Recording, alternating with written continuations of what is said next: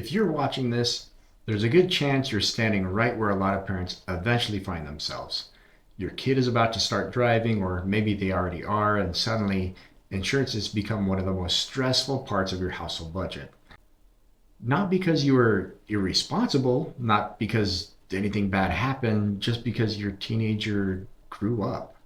And if you live in Nevada, California, Arizona, or Utah, the shock is usually worse.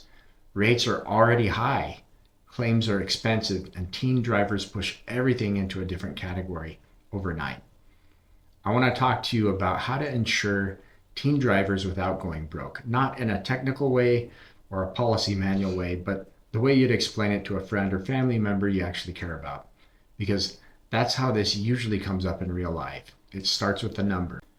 A family member of mine added their teen to the policy and called me the same day. They weren't angry or panicked, they were just a bit stunned, and they kept saying, "There's no way this can be right." Nothing else changed. Same cars, the same house, same routines, but the premium jumped by thousands of dollars.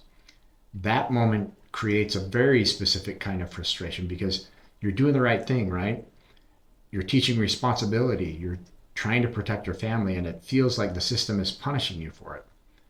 Here's the first thing I had to explain, and this part isn't emotional, it's mechanical. Insurance doesn't price based on how responsible your kid is. It prices based on how inexperienced they are.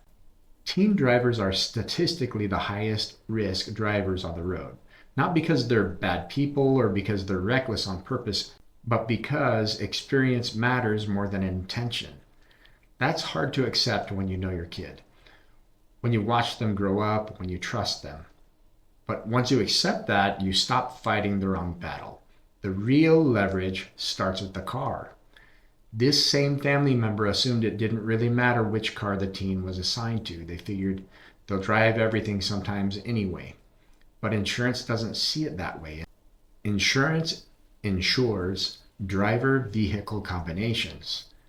Their teen was listed on the nicest car in the driveway, newer, faster, more features, which felt logical as a parent. That one detail added thousands per year. The fix wasn't complicated, it just wasn't intuitive. They reassigned the teen to the lowest value, lowest horsepower vehicle in the household, even though the teen occasionally did drive something else.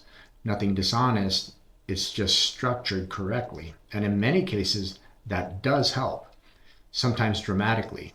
But here's an important nuance that matters more than people realize. Not every insurance